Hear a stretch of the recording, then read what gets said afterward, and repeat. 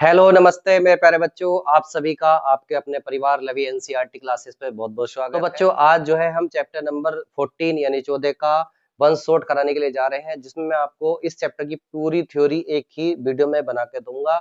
आपको अच्छे से इसको देखना है, पूरी वीडियो को लास्ट तक देखना है और इस चैप्टर में से 100% गारंटी के साथ जो है आपके 27 फरवरी के फिजिक्स के पेपर में जरूर क्वेश्चन मिलेंगे। ठीक है, और अभी तक जो बच्चे वीडियो को देख रहे हैं, अगर उन्होंने चैनल को सब्सक्राइब नहीं करा तो चैनल को सब्सक्राइब कीजिएगा, वीडियो को लाइक कीजिएगा और अपने सभी दोस्तों को इसको जल्द से जल्द शेयर कर दीजिएगा। ठीक है, तो चलते हैं अपने चैप्टर के ऊपर।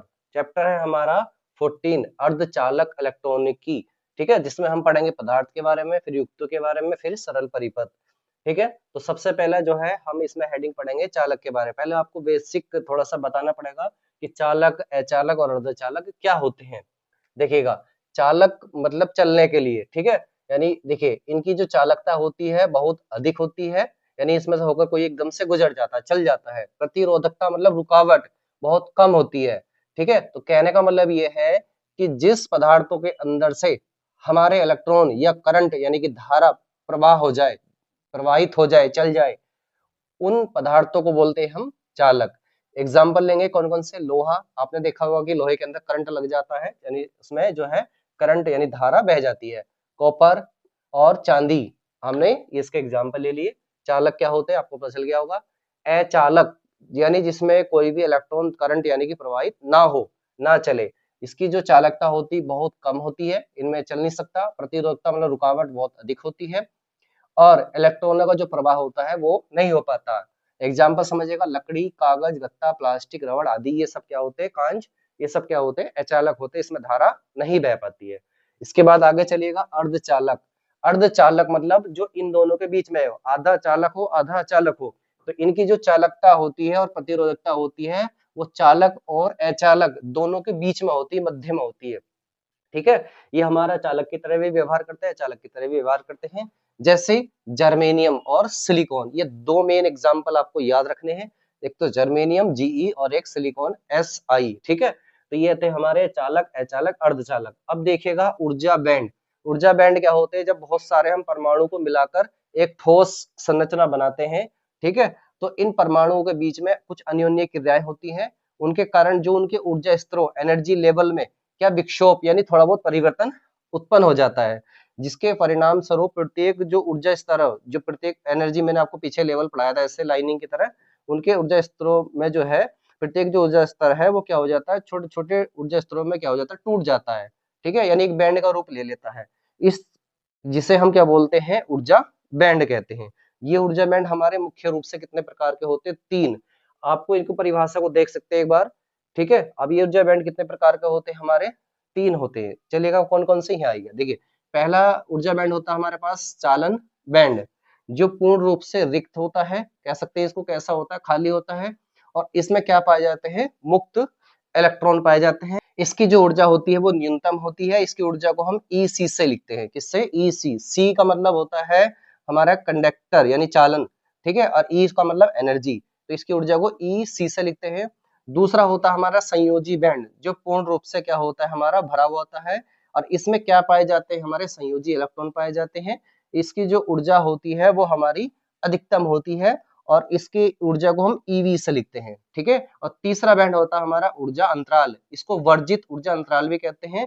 एक प्रकार से कहें तो ये जो है हमारा चालन बैंड और संयोजी बैंड के बीच में जो गैप होता है, बीच का जो गैप होता है, उसको बोलते हैं हम ऊर्जा अंतराल या वर्जित ऊर्जा अंतराल। इसकी ऊर्जा को जो है हम ई जी से लिखते हैं, किससे लिखते हैं, ई जी से लिखते हैं। तो बस आपको केवल इसके जो है इनके नाम याद रखने हैं और इनमें क्या पाए जाते हैं, जैसे चालन बैंड में मुक्त इलेक्ट्रॉन पाए जाते हैं, संयोजी बैंड में क्या पाए जाते हैं, हमारे संयोजी इलेक्ट्रॉन। अगर आप नहीं जानते संयोजी इलेक्ट्रॉन क्या होता है तो मैं आपको बताता हूँ कि किसी भी परमाणु के अंदर जो बाहर की कक्षा का इलेक्ट्रॉन होता है, जैसे एक सारी कक्षाएं होती है, मान लो इसमें एक इलेक्ट्रॉन है, इसमें दो इलेक्ट्रॉन है, ठीक है, और इसमें एक इलेक्ट्रॉन है, तो ये बाहर की कक्षा का जो एक इलेक्ट्रॉन होता है इसको ही बोलते हैं संयोजी इलेक्ट्रॉन। ठीक है, जो संयोजी इलेक्ट्रॉन, जो बाहर की कक्षा क्या होता है, इलेक्ट्रॉन, ये हमारा जो बंध बनाने में भाग लेता है। ठीक है, और जो चालन बैंड के अंदर मुक्त इलेक्ट्रॉन पाए जाते हैं, मुक्त इलेक्ट्रॉन मतलब गति करते हैं, ये हमारा धारा बहने के लिए, करंट को फ्लो कराने के लिए ये हमारे होते हैं। ठीक है, तो इस तरीके से आपको ये तीनों जो है बैंड समझ में आ गए होंगे। अब चलते हैं हम अपने अगले नेक्स्ट टॉपिक पर। देखिएगा बच्चों, अब जो है अगला टॉपिक है हमारा ऊर्जा बैंड के आधार पर ठोसों का वर्गीकरण यानी पदार्थों का वर्गीकरण। और ये आपका वेरी वेरी इंपॉर्टेंट है, 100% आने की संभावना है। ठीक है, ऊर्जा बैंड अभी मैंने आपको बताया 3 प्रकार के ऊर्जा बैंड होते हैं, चालन बैंड, संयोजी बैंड और ऊर्जा अंतराल। ठीक है, इनके आधार पर हम ठोस को पढ़ेंगे कि ठोस जो हमारे कितने प्रकार के होते हैं। तो ठोस हमारे जो है 3 प्रकार की मैंने अभी आपको बताया था, चालक, अचालक और अर्धचालक। ठीक है, किंतु आपके जो हमें पढ़ना है वो ऊर्जा बैंड के आधार पर पढ़ना। देखिए ऊर्जा बैंड में क्या सा होता है, एक चालन बैंड और एक संयोजी बैंड, इनके बीच में जो ऊर्जा अंतराल होता है इसी पे डिपेंड होता है हमारा चालक, अचालक और अर्धचालक। यानी ऊर्जा अंतराल के आधार पर ही अब हम पढ़ेंगे चालक, अचालक और अर्धचालक। ऊर्जा अंतराल का मतलब इनके बीच का गैप, चालन बैंड और संयोजी बैंड के बीच का क्या होगा, गैप। देखिएगा सबसे पहले पढ़ेंगे हम चालक के बारे में। चालक जो होता है हमारा, उसके अंदर चालन बैंड जो होता है, चालन बैंड जो होता है ये वाला ऊपर वाला वो बोलते हैं हम चालन बैंड, ये आंशिक रूप से भरा होता है, थोड़ा बहुत ही भरा होता है, ज्यादातर खाली होता है। संयोजी बैंड ये वाला जो नीचे वाला है, ठीक है, ये वाला ये आंशिक रूप से रिक्त होता है, यानी खाली होता है, और ज्यादातर ये क्या होता है, भरा होता है। और इनके बीच में जो वर्जित ऊर्जा अंतराल है, ये जो बीच का गैप है, ये जो है लगभग कैसा होता है, नगण्य यानी शून्य के बराबर होता है। देखिए कितना होता है इसका मान, 0.07 इलेक्ट्रॉन वोल्ट होता है इसका मान। ठीक है, तो ये क्या होते हैं, हमारे एक दूसरे के ऊपर चढ़ जाता है, यानी कि अति व्यापन कर जाते हैं। क्या कर जाते हैं हमारे पास, ये अति व्यापन हमारे क्या होते हैं, कर जाते हैं। तो जैसी अति व्यापन करते हैं तो क्या होता है, इसके जो संयोजी इलेक्ट्रॉन है वो आसानी के साथ इजिली इसमें किसमें चले जाते हैं, चालन बैंड के अंदर चले जाते हैं। ठीक है, यानी यहाँ से देखिएगा जो हमारा संयोजी इलेक्ट्रॉन है वो कहाँ तक आ गया, अब यहाँ तक आ गया है। जो चालन बैंड है हमारा वो कहाँ तक आ गया, वो यहाँ तक आ गया। देखिए तो इसके जो संयोजी इलेक्ट्रॉन वो कहाँ चले जाएंगे, हमारे चालन बैंड में आसानी के साथ चले जाएंगे, इजिली चले जाएंगे। तो क्या होगा, हमें चालन बैंड के अंदर क्या मिल जाएंगे, फिर हमारे मुक्त इलेक्ट्रॉन मिल जाएंगे। और मुक्त इलेक्ट्रॉनों की जो संख्या होगी वो क्या हो जाएगी, बहुत अधिक हो जाएगी, यानी बहुत अधिक मिल जाएंगे। और जहां भी मुक्त इलेक्ट्रॉन होते हैं वहां पे क्या बह जाती है, हमारी धारा प्रवाहित हो जाती है, यानी धारा बह जाती है। ठीक है, तो इस प्रकार से कहेंगे कि इनकी जो चालकता होगी बहुत अधिक होगी और प्रतिरोधकता यानी रुकावट क्या होगी, बहुत कम होगी। तो इस आधार पर हम कहेंगे इनको क्या हो गई, हमारे चालक। ठीक है, जिनमें जो है आंशिक रूप से भरा होता है चालन बैंड और संयोजी बैंड आंशिक रूप से रिक्त होता है, और ऊर्जा अंतराल जो है नगण्य होता है। और ये आपस में क्या कर जाते हैं, अतिव्यापन कर जाते हैं। और संयोजी बैंड के इलेक्ट्रॉन जो है हमारे इसमें चले जाते हैं, चालन बैंड में चले जाते हैं, मुक्त इलेक्ट्रॉन मिल जाते हैं, जिससे इसमें आसानी से धारा यानी करंट प्रवाहित हो जाती है। तो ये क्या कहलाते हैं, हमारे चालक। ठीक है, अब आते हैं आगे अचालक के बारे में। अचालक क्या होते हैं, देखिएगा किसके आधार पर, ऊर्जा बैंड के आधार पर। हमने बताया आपको यही डिसाइड करेगा ऊर्जा अंतराल। ठीक है, चालक, अचालक, अर्धचालक के बारे में। इसमें तो जो है ऊर्जा अंतराल बहुत थोड़ा था, नगण्य यानी शून्य के बराबर था, किंतु इसमें बहुत ज्यादा अधिक होता है। ठीक है, देखिए इसमें जो चालन बैंड होता है वो पूर्ण रूप से रिक्त होता है, खाली होता है, कुछ नहीं होता है इसके अंदर। संयोजी बैंड पूर्ण रूप से भरा होता है, और इनके बीच में जो वर्जित ऊर्जा अंतराल है, ठीक है, उसका मान जो है बहुत अधिक होता है, 3 इलेक्ट्रॉन वोल्ट से भी क्या होता है, अधिक होता है। ठीक है, 3 इलेक्ट्रॉन वोल्ट से भी क्या होता है, अधिक होता है। तो जो हमारे संयोजी बैंड में जो संयोजी इलेक्ट्रॉन होते हैं, कौन से इलेक्ट्रॉन, संयोजी इलेक्ट्रॉन, इसके जो है संयोजी जो इलेक्ट्रॉन है वो हमारे चालन बैंड के अंदर नहीं पहुंच पाते, क्योंकि इनके बीच में क्या होता है, गैप बहुत अधिक होता है, 3 इलेक्ट्रॉन वोल्ट से भी क्या होता है, ज्यादा का होता है। ठीक है, तो इसके अंदर जब हमारे मुक्त इलेक्ट्रॉन नहीं पाए जाएंगे, मुक्त इलेक्ट्रॉनों की संख्या कम हो जाएगी, तो इसमें कोई भी धारा यानी कोई भी प्रवाहित धारा नहीं होगी। ठीक है, तो इस प्रकार से ये कहलाते हैं हमारे अचालक। अब चलते हैं अर्धचालक की ओर। देखिए अर्धचालक क्या होते हैं, जिनकी चालकता और प्रतिरोधकता इन दोनों के बीच में यानी चालक और अचालक के बीच में होती है, वो क्या होते हैं, हमारे अर्धचालक होते हैं। किंतु ऊर्जा बैंड के आधार पर देखेंगे हम, तो ऊर्जा बैंड के आधार पर देखिए पढ़ेंगे, जो चालन बैंड होता है इसके अंदर भी वो कैसा होता है, पूर्ण रूप से रिक्त होता है, खाली होता है। और जो संयोजी बैंड होता है वो पूर्ण रूप से भरा होता है। किंतु देखिए इसमें तो गैप ज्यादा था, किंतु इसमें गैप कम होता है, यानी ज्यादा गैप नहीं होता। कितना होता है, लगभग 1 इलेक्ट्रॉन वोल्ट के बराबर होता है। ठीक है, एक कितना होता है, 1 इलेक्ट्रॉन वोल्ट के बराबर होता है हमारा, किसमें, जो है हमारा ऊर्जा अंतराल जो होता है। ठीक है, ऊर्जा अंतराल कितना होता है, 1 इलेक्ट्रॉन वोल्ट के बराबर। तो क्या होता है, इसके जो है जो संयोजी इलेक्ट्रॉन है वो क्या होते हैं, कमरे के टेम्परेचर पे ही क्या है, थोड़ी सी हीट पाकर जरा सा ही क्या हो जाते हैं, चालन बैंड में क्या हो जाते हैं, चले जाते हैं। और जब आसानी के साथ इसमें चले जाएंगे तो यहाँ पे जो है हमारे किसकी, मुक्त, किसकी, यानी कि मुक्त इलेक्ट्रॉनों की क्या मिल जाएगी, संख्या हमें मिल जाएगी, यानी मुक्त इलेक्ट्रॉन हमें इसमें मिल जाएंगे। तो क्या होगा, इसके अंदर जो है धारा यानी करंट क्या हो जाएगी, प्रवाहित हो जाएगी। तो तब ये हमारे क्या बन जाएंगे, हमारे पास जो है ये चालक बन जाएगा, नहीं चलने लग जाएगा इसमें। ठीक है, तो इस प्रकार से जो पदार्थ बनते हैं, ठोस होते हैं, उसको बोलते हैं हम अर्धचालक। क्या बोलते हैं, अर्धचालक। ठीक है, तो इनके बीच में गैप जो है 1 इलेक्ट्रॉन वोल्ट का, इसमें 3 इलेक्ट्रॉन वोल्ट से अधिक का, और इसमें लगभग नगण्य कह देंगे यानी शून्य कह देंगे, या फिर 0.07 इलेक्ट्रॉन वोल्ट का होता है। ठीक है, तो ये टॉपिक आपको समझ में आ गया होगा, बहुत इंपॉर्टेंट टॉपिक है, इसको तैयार करके जाइए। छोटी छोटी कुछ डेफिनेशन है यानी परिभाषाएं हैं जो आपको इसमें जो है आपको थोड़ा सा याद कर लेनी है आगे समझने के लिए। ठीक है, आगे टॉपिक को देखिए, नैज या निज अर्धचालक। नैज या निज, निज मतलब खुद से स्वभाव में वो एकदम प्योर हो, ऐसा समझिएगा। यानी ये कोई भी जो प्योर चीज होती है उसको कह सकते हैं हम निज या नैज। अब यहाँ पे हम किसकी बात कर रहे हैं, अर्धचालक की। यानी कि जो अर्धचालक एकदम प्योर अवस्था में होता है, उसमें कोई भी मिलावट नहीं होती है, कोई भी अशुद्धि उसमें नहीं मिली होती है, एकदम प्योर होता है, उसको बोलते हैं हम नैज या निज अर्धचालक। ठीक है, नैज या निज अर्धचालक। अगर इसके एग्जाम्पल की बात करूं तो एग्जाम्पल लिखेंगे शुद्ध जर्मेनियम,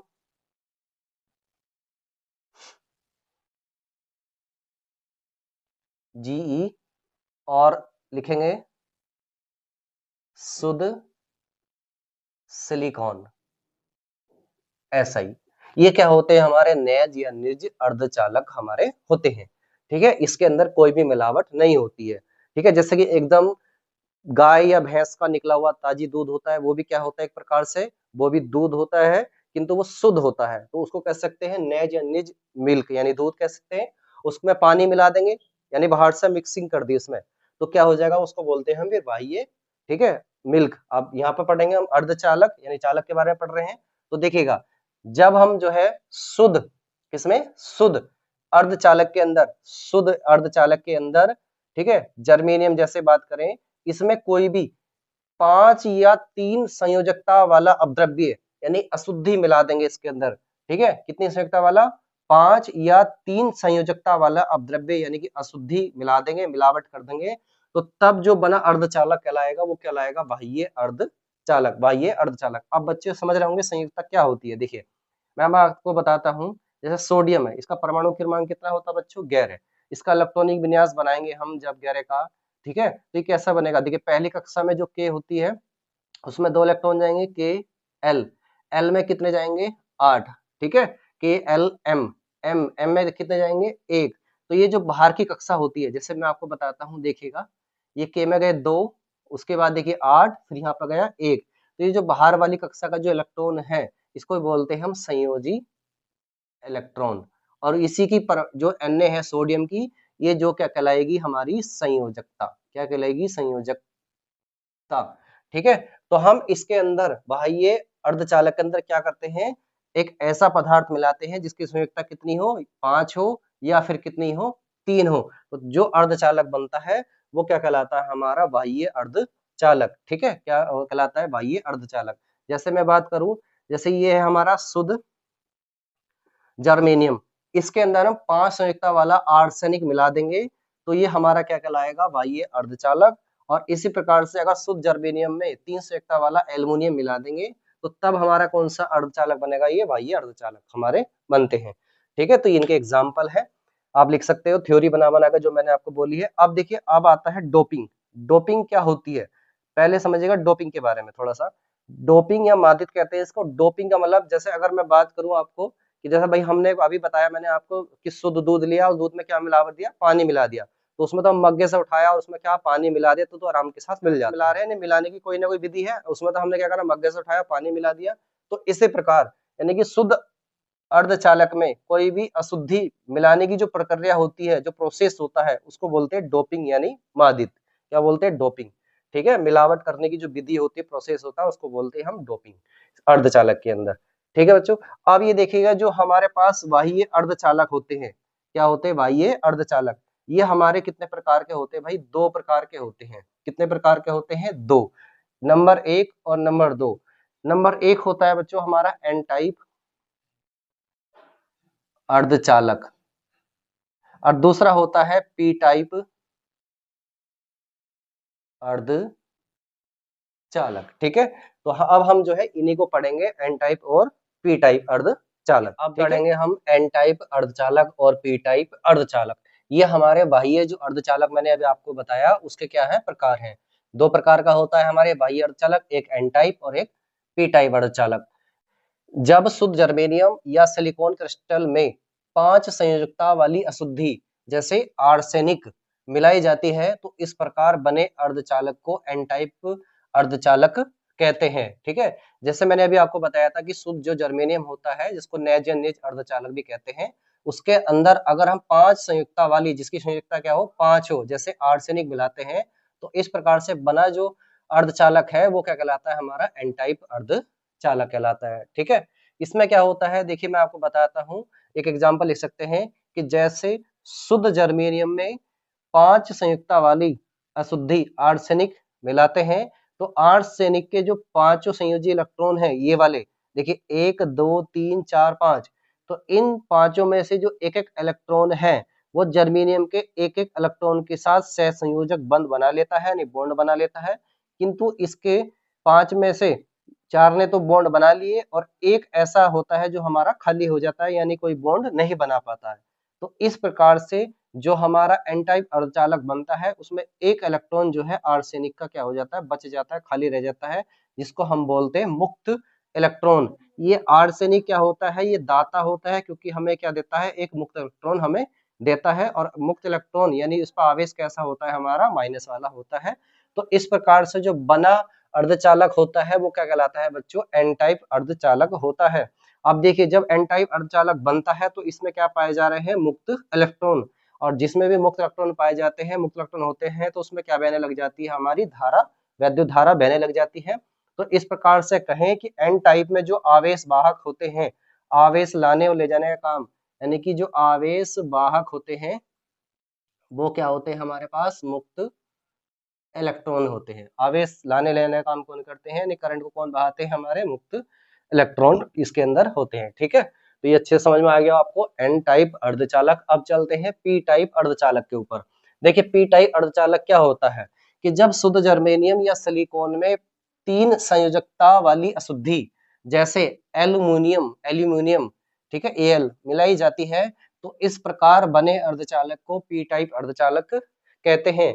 ठीक है, जैसे मैंने आपको बताया था कि शुद्ध जर्मेनियम ले और उसके अंदर कौन से अशुद्धि मिला दी जिसकी संयोजकता कितनी हो, 3 हो। ठीक है, तो तब जो हमारा अर्धचालक बनता है उसको बोलते हैं हम पी टाइप अर्धचालक। जैसे देखिएगा मैंने लिखा है यहाँ पे कि शुद्ध जो हमने जर्मेनियम लिया उसमें हमने एल्युमिनियम मिलाया जिसकी संयोजकता कितनी है, 3, यानी बाहर के समय कितने इलेक्ट्रॉन होंगे, 3, ये वाले 1 2 3।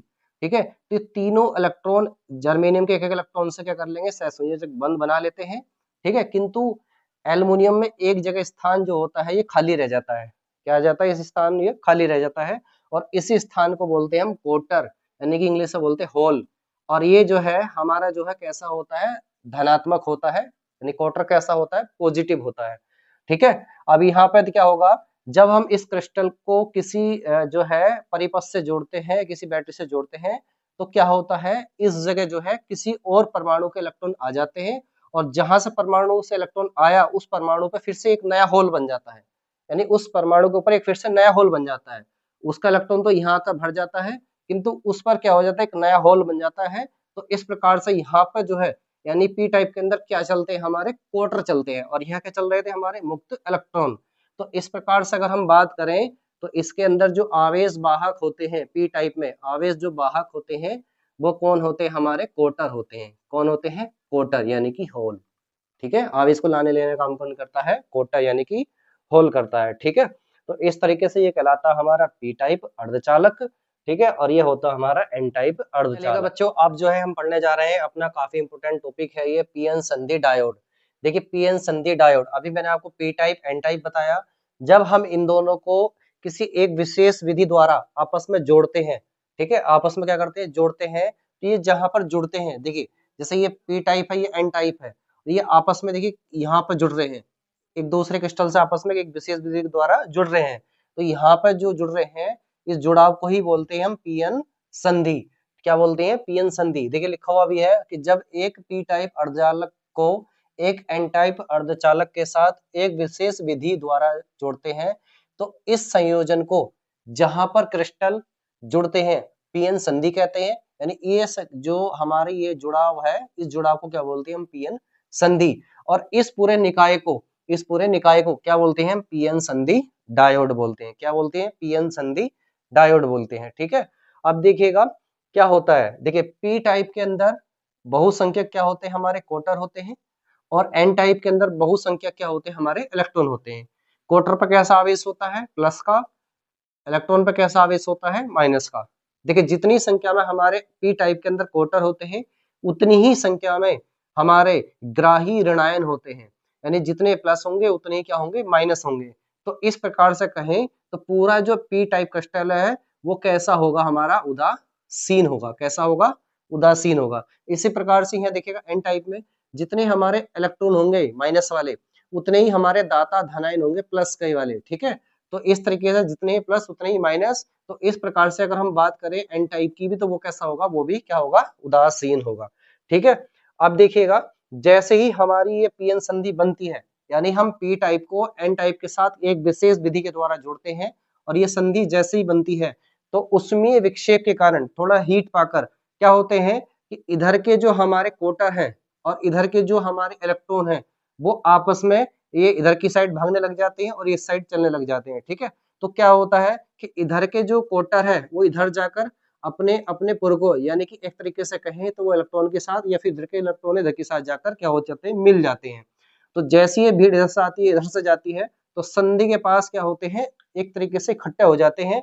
ठीक है, तो ये आपस में यहाँ तो क्या होता है? संधि पर मिल जाते हैं। किंतु इसका जो ऋणायन है, ठीक है, यानी ग्राही ऋणायन है तो संधि पर सिंगल रह जाता है यहाँ पे, क्योंकि यहाँ तो इन्होंने आपस में मिल लिया इलेक्ट्रॉन और प्रोटॉन। इस तरीके से यहाँ के जो धनायन है हमारे वो संधि के पास इकट्ठे हो जाते हैं इस साइड में और इस साइड में ऋणायन इकट्ठे हो जाते हैं। ठीक है, तो क्या हो जाता है? हमारे संधि के पास क्या हो जाता है? बैरियर बन जाता है जिससे कि इधर के क्वार्टर अब ना इधर जा सकते हैं ना उधर के इलेक्ट्रॉन इधर आ सकते हैं। तो एक बैरियर बन जाता है जिससे संधि के आर पार बहुसंख्यक क्वार्टरों का और इन इलेक्ट्रॉनों का आना और जाना क्या हो जाता है? रुक जाता है। और यहाँ पे एक परत बन जाती है, एक लेयर बन जाती है। ठीक है, इसको बोलते हैं हम अवक्षय परत। क्या बोलते हैं इसको? अवक्षय परत। अब देखिए संधि के पास एक साइड में ऋणायन हो गए और एक साइड में क्या हो गए? धनायन हो गए। तो इस प्रकार से जो है एक यहाँ पे वोल्टेज उत्पन्न हो जाती है, एक जो है विभवांतर उत्पन्न हो जाता है और इस विभवांतर को बोलते हैं हम विभव प्राचीर। क्या बोलते हैं? विभव प्राचीर बोलते हैं। और ये जर्मेनियम धातु के लिए, जर्मेनियम जो हमारा अर्धचालक है उसके लिए कितना होता है? 0.3 वोल्ट होता है और सिलिकॉन के लिए कितना होता है? 0.7 वोल्ट होता है। ठीक है, और यहाँ पे ही एक वैद्युत क्षेत्र उत्पन्न हो जाता है EI, जिसको हम आंतरिक वैद्युत क्षेत्र बोलते हैं। ठीक है, क्या बोलते हैं? आंतरिक वैद्युत क्षेत्र। और ये जो है एन टाइप से पी टाइप की ओर इसकी क्या होती है? दिशा होती है। ठीक है, एन टाइप से क्या होती है? पी टाइप की ओर दिशा होती है। तो ये पूरा था हमारा पीएन संधि डायोड। चलिए बच्चों देखिए अब मैं पढ़ाने जा रहा हूँ आपको पीएन संधि डायोड में वैद्युत धारा का प्रभाव। ठीक है, देखिए जब हमारा नॉर्मल पीएन संधि डायोड होता है तो तब उसके अंदर कोई धारा नहीं बहती है। जब हम इसमें बाहर से कोई बैटरी लगा देते हैं तो तब इसके अंदर क्या हो जाती है? धारा बह जाती है। अब बैटरी लगाने के देखिए इसमें दो प्रकार होते हैं, दो तरीके से हम बैटरी को जोड़ते हैं। ठीक है, जब हम एक प्रकार से जोड़ते हैं तो अग्र अभिनत होता है और दूसरे तरीके से जोड़ते हैं तो उत्क्रम या पश्च अभिनत होता है। ठीक है, तो अभी मैं आपको पढ़ाने जा रहा हूँ अग्र अभिनत, जो वेरी वेरी वेरी इंपॉर्टेंट है। इसको आप तैयार कर लीजिएगा, ये आपके एग्जाम में आने की फुल संभावना है। ठीक है, ये आ सकता है बिल्कुल, तो आप इसको अच्छे से तैयार कर लीजिएगा। देखिएगा जब पीएन संधि डायोड के पी टाइप क्रिस्टल को बाह्य बैटरी के धन सिरे यानी पॉजिटिव वाले से तथा एन टाइप क्रिस्टल को बैटरी के ऋण यानी माइनस वाले नेगेटिव सिरे से जोड़ते हैं तो पीएन संधि अग्र अभिनत कहलाती है। देखिएगा ये एक हमारी क्या है? पीएन संधि है, पीएन है ना, डायोड है।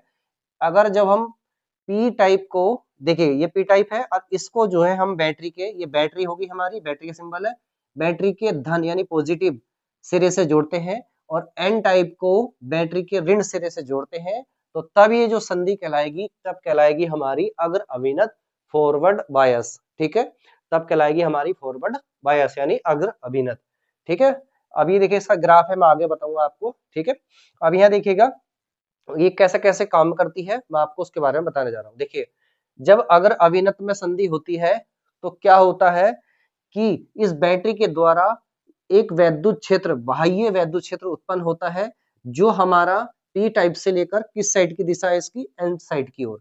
पी टाइप से इधर की साइड से इधर की ओर क्या हो रहा है, एक वैद्युत क्षेत्र उत्पन्न होता है, ठीक है, जो हमारे आंतरिक वैद्युत क्षेत्र ई आई से बहुत ज्यादा प्रबल होता है, मजबूत होता है, ठीक है, अधिक शक्तिशाली होता है, ठीक है, अधिक शक्तिशाली होता है। तो इस कारण से क्या होता है कि जो पी टाइप के हमारे कोटर होते हैं वो एन टाइप की ओर, और जो एन टाइप के इलेक्ट्रॉन होते हैं वो पी टाइप की ओर क्या होते हैं, चलने लग जाते हैं और संधि के समीप आकर एक दूसरे में विलुप्त हो जाते हैं।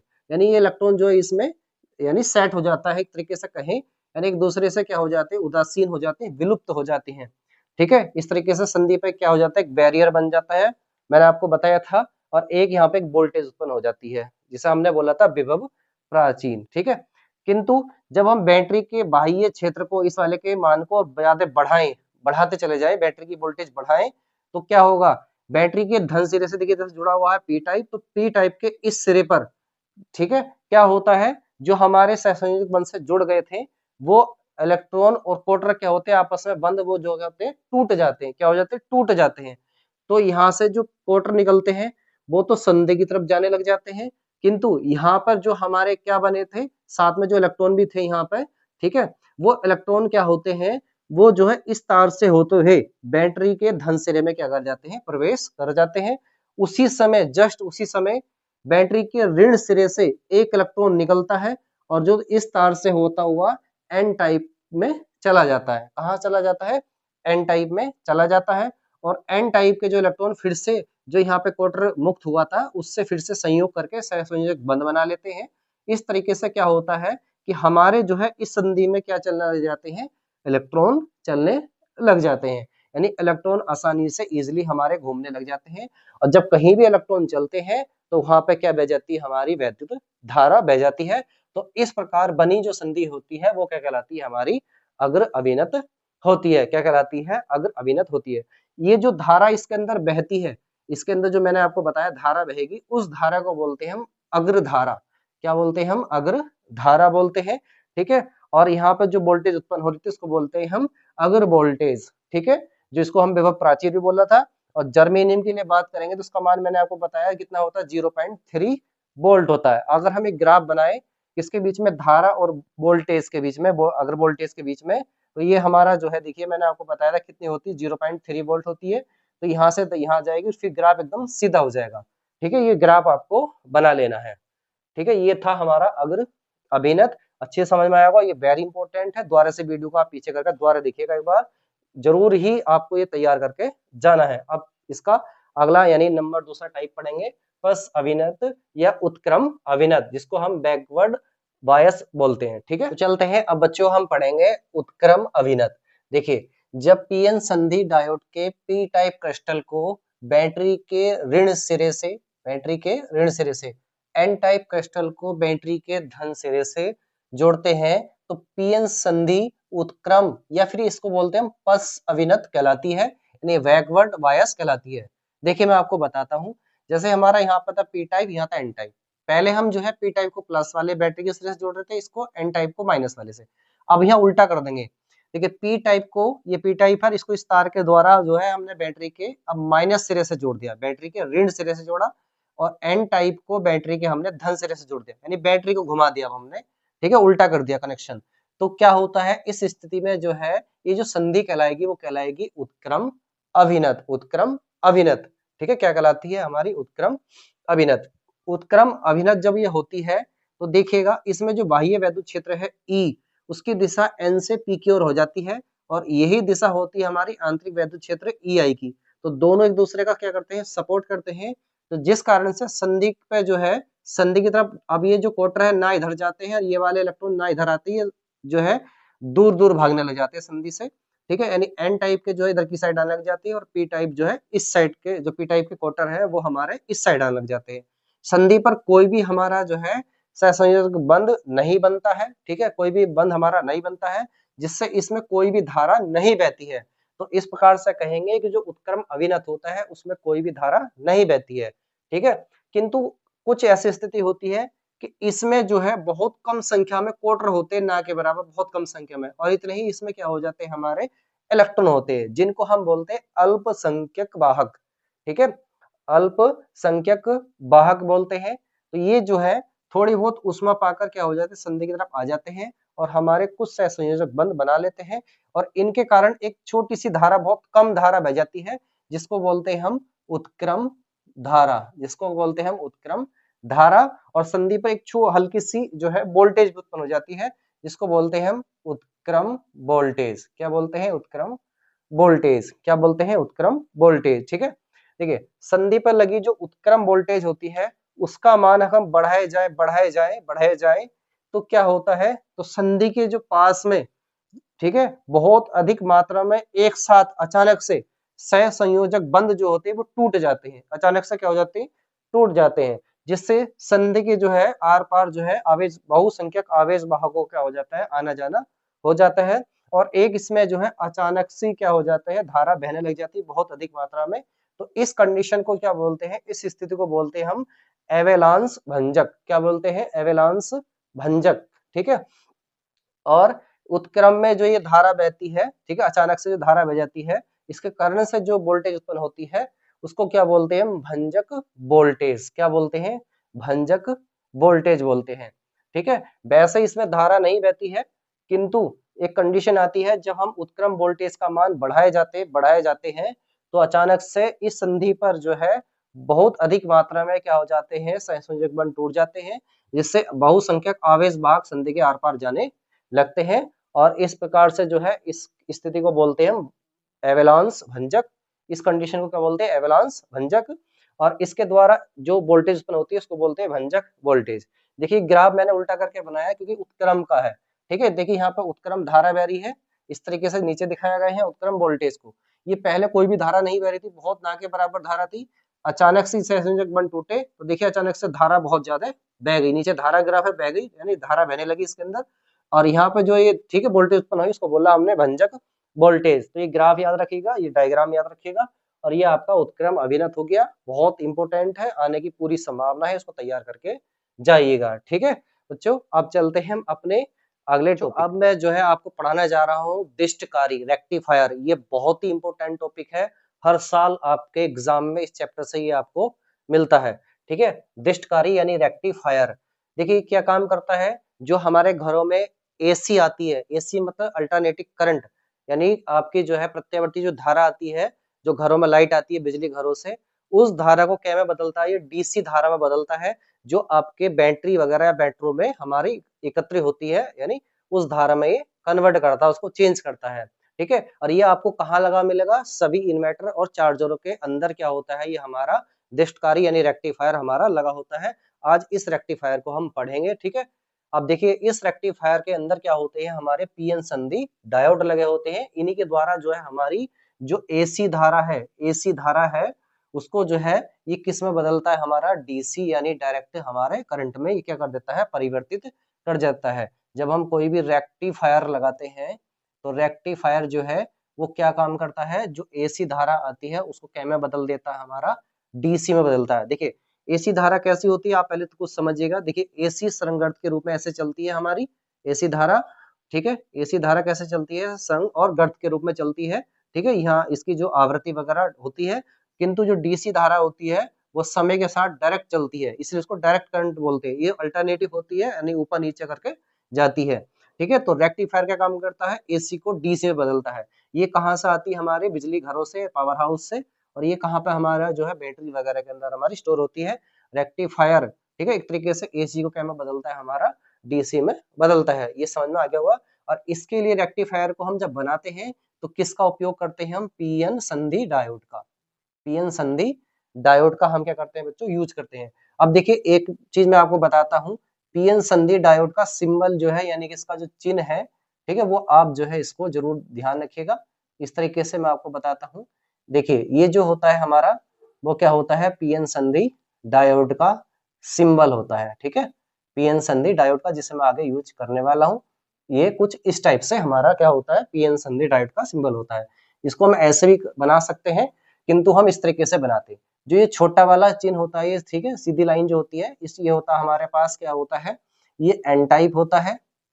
और जो ये बड़ा वाला होता है, ये होता है हमारा पास पी टाइप होता है। समझ में आ गया सिंबल के बारे में। ये सिंबल किसका है, ये चिन्ह किसका है, हमारा पीएन संधि डायोड का। ये जो हमारा जो है एरो का चिन्ह बना हुआ इस टाइप से त्रिभुज की तरह, ये होता है पी टाइप, और जो सीधी ये होता है इसको बोलते हैं हम एन टाइप। ठीक है, और रेक्टिफायर में यूज होते हैं, चार्जर बनाने में, इन्वर्टर बनाने में ये हमारा यूज होता है।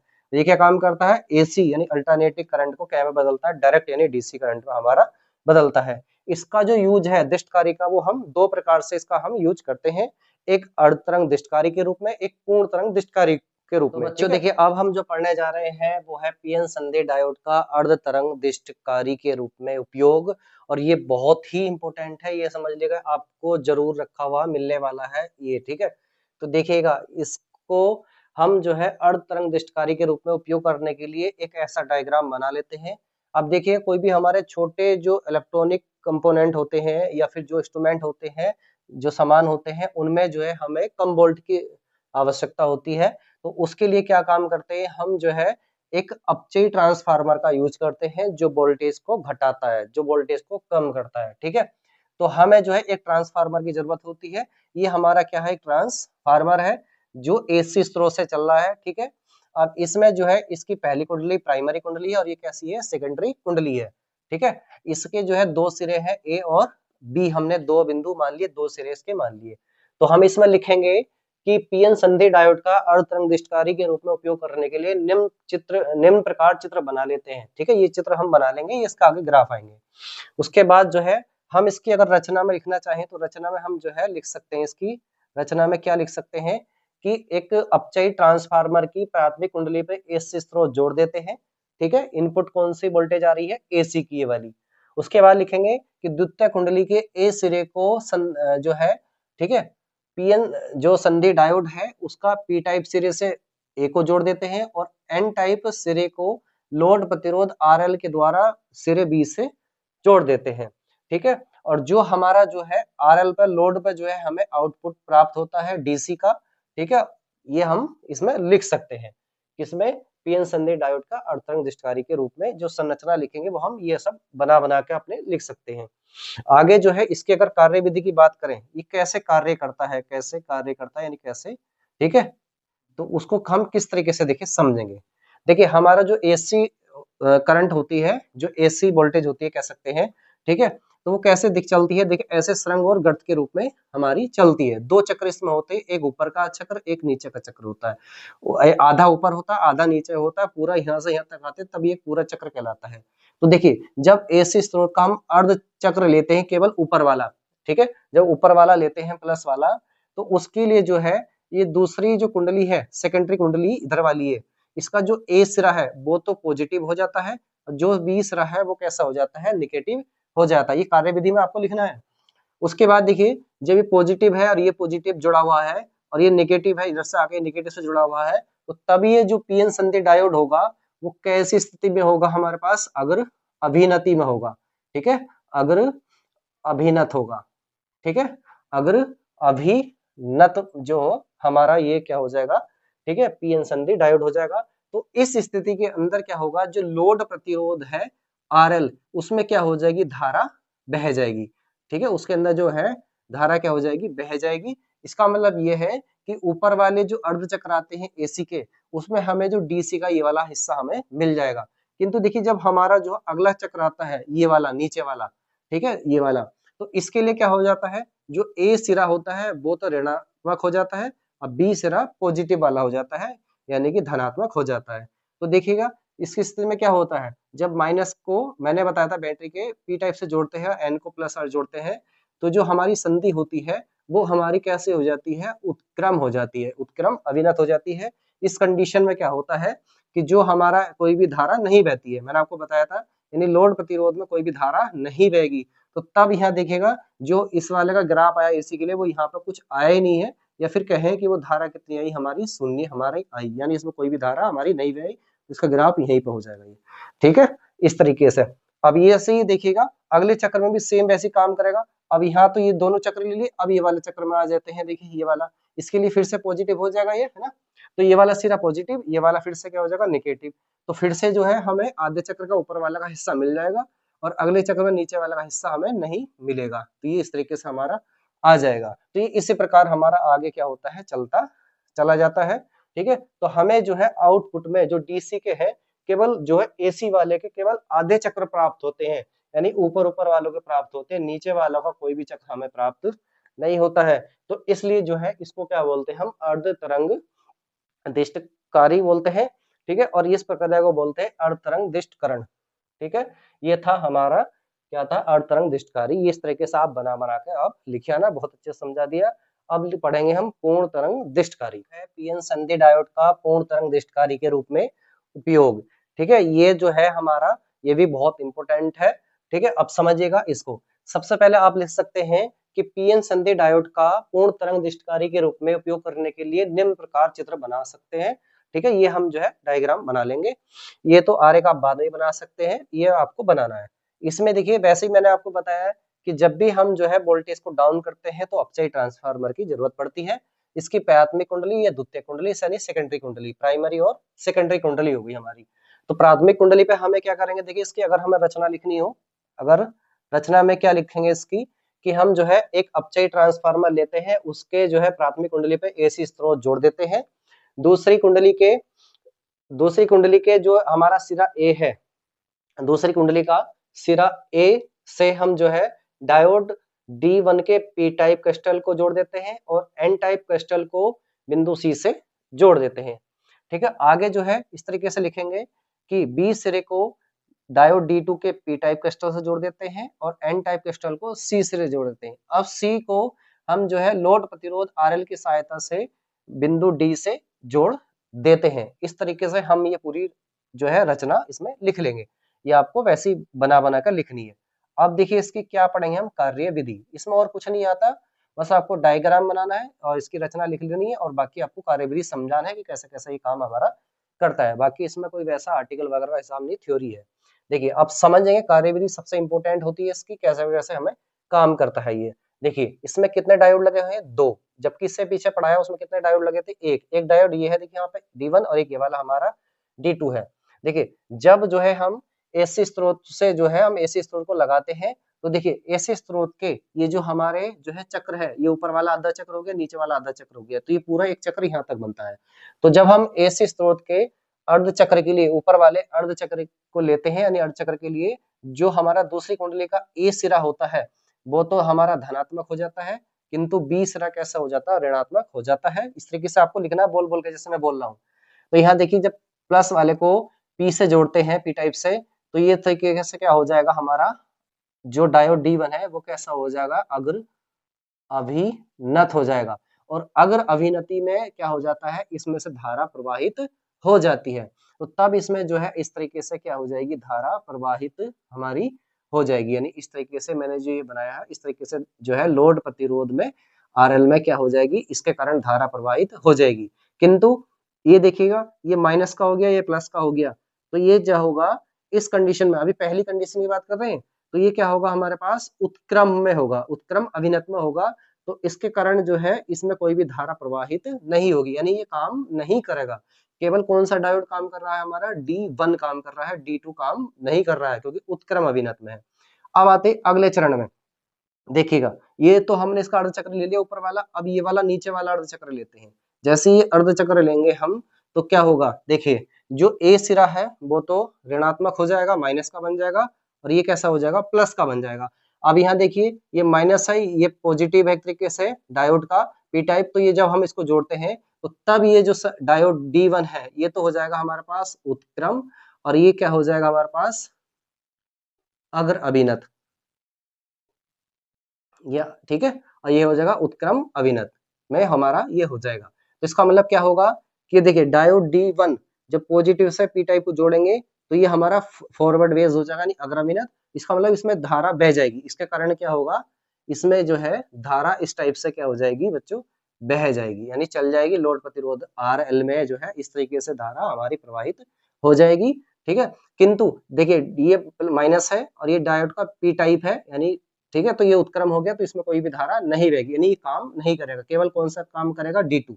तो यहाँ देखिएगा, देखिए नीचे वाले सिरे के लिए D2 काम कर रहा है, तो ये जो है एक तरीके से यहाँ पे हमारा जो है हमारे पास जो है जो है हमें आउटपुट में क्या मिल जाएगी, वोल्टेज मिल जाएगी एक तरीके से, ठीक है। तो ये वाला हमारा ग्राफ भी मिल जाएगा। ये किसके कारण मिला, D1 के कारण, ये D2 के कारण, ठीक है। अब देखिए इस तरीके से ये जो क्रम है हमारा, ऐसी वैसी प्रोसेस इसमें चलता रहेगा। अगले प्लस वाले कारण ये वाला एक्टिव होगा यानी ऑन हो जाएगा, ये ऑफ हो जाएगा, ये काम नहीं करेगा, ये काम करेगा। तो हमें ये वाला मिलेगा D1 के कारण। फिर से नीचे वाला जो मिलेगा, ठीक है, तो ये क्या होगा, ऑफ हो जाएगा, यानी उत्क्रम हो जाएगा। ये हमारा जो है अभी जो है अग्र अभिनत हो जाएगा। तो ये वाला हमारा काम करेगा D2। तो देखिए इस तरीके से जो है हमारे हर अर्ध चक्र के लिए, ऊपर वाले के लिए भी नीचे वाले के लिए भी पूरे हमें जो है चक्र मिलते हमें जा रहे हैं। इस तरीके से पूरे हमें ये ग्राफ क्या हो जाएंगे, मिल जाएंगे। कहने का मतलब ये है कि हमारे दोनों चक्र के लिए हमें पूर्ण रूप से हमारी जो है हमें जो है DC क्या हो जाएगी, मिल जाएगी। तो इस प्रकार से जो है हमारा क्या काम करता है, पीएन संधि डायोड काम करता है पूर्ण तरंग दिष्टकारी रूप में, यानी पूर्ण हमें जो है रूप से ही हमें मिल रहा है। तो इस तरीके से जो हमारी AC है वो क्या में बदल जाती है, हमारी DC में बदल जाती है। देखिए वैसे तो ये पूरी तरीके से क्या होती है, प्योर नहीं होती है, इसके लिए फिल्टर का यूज भी किया जाता है। वो हम इंटर लेवल में नहीं पढ़ते, वो आगे हम जो आगे डिप्लोमा ITI वगैरह में पढ़ते हैं, ठीक है। तो ये ही आपको करना है, इतना ही जो मैंने समझाया। दोबारा से आप वीडियो को पीछे बैक करके बार बार इसको देखना और कई बार देखते जाना है, बहुत इंपॉर्टेंट है ये जो है टॉपिक। और मैंने जो है इस चैप्टर को पूरा ही फिनिश कर दिया है, अब इसमें कोई ऐसा टॉपिक नहीं बचा जो रह गया है। वेरी इंपॉर्टेंट सारे टॉपिक करा दिए, बेसिक से लेकर हाईएस्ट तक मैंने सब कुछ में करा दिया है। तो बच्चों इस वीडियो को अधिक से अधिक शेयर कीजिएगा सभी दोस्तों तक, ठीक है। आपका जो है कल एग्जाम है, तो इसको बहुत अच्छे से तैयार करके जाइएगा और वीडियो को सभी दोस्तों तक शेयर कीजिएगा। और वीडियो अच्छी लगी हो तो इसको जो है जरूर लाइक कीजिएगा, कमेंट कीजिएगा, सभी दोस्तों तक अपने शेयर कर दीजिएगा, ठीक है। और हमारे चैनल को ज्यादा से ज्यादा सब्सक्राइब कीजिएगा। बस इतना ही रखते हैं और सभी को बेस्ट ऑफ लक अपने फिजिक्स के एग्जाम के लिए। Thank you so much.